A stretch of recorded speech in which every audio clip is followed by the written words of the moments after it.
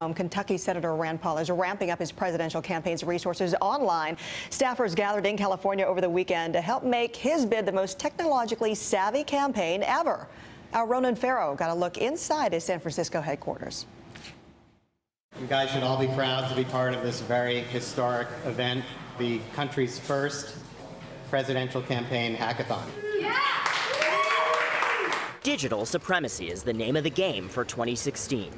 Rand Paul's campaign office, traditionally liberal San Francisco, is dreaming big when it comes to its digital strategy.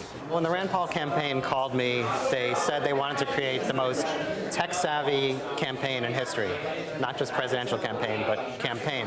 They've appointed a CTO, unusual for a campaign. How's it going? And they recently kicked off something you might not expect, a hackathon. I'm going to risk it, and I'm going to do a live coding session to show you what it does. Folks are going to hack all night, of course. They're keeping hacker hours. For 24 grueling hours, competitors hammered out tech solutions to the privacy issues at the heart of the Paul campaign, with occasional breaks for pizza. The last presidential election cycle, there was a lot of talk about the innovation on the part of Obama for America, their digital ground game. Can the GOP capture that digital ground? I think that's 2012 technology, so I think everybody's going to capture that ground. We're going a step farther than that, and we're gonna really geek out. You've really staked your campaign on this in a lot of ways, that you're the most savvy on social media, that you're speaking out the most to these young, tech-savvy voters. What is the message underlying those tech tools? All you have to do is have teenage children like I have and see their whole world revolves through their phone to know that how important technology is, but also to know that their privacy is important to them. Paul's defense of privacy in a recent 10.5-hour filibuster against the PATRIOT Act went viral. We'll try not to do this, but every couple of years or so.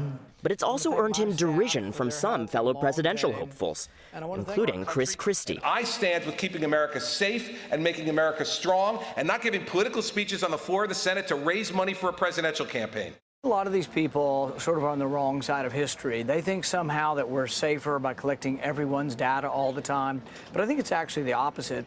Paul hopes his focus on tech can serve as an antidote to technology failures, like the recent hack that compromised the data of millions of government workers. It's another argument for why we should give a minimal amount of information to government. An argument front and center for the hackathon's winning team. And the first prize goes to Team Checkmate. Checkmate, an app for encrypting and anonymizing financial transactions. We love the movement for liberty, and we all love it, so it was a huge opportunity for us to go back together and to hack together something cool about privacy. Awesome. Well, I hear you guys came up with some good stuff. You'll have to tell me about what you came up with. Yeah, room for very smart, techie people there. Thanks to our Ronan Farrow from MSNBC.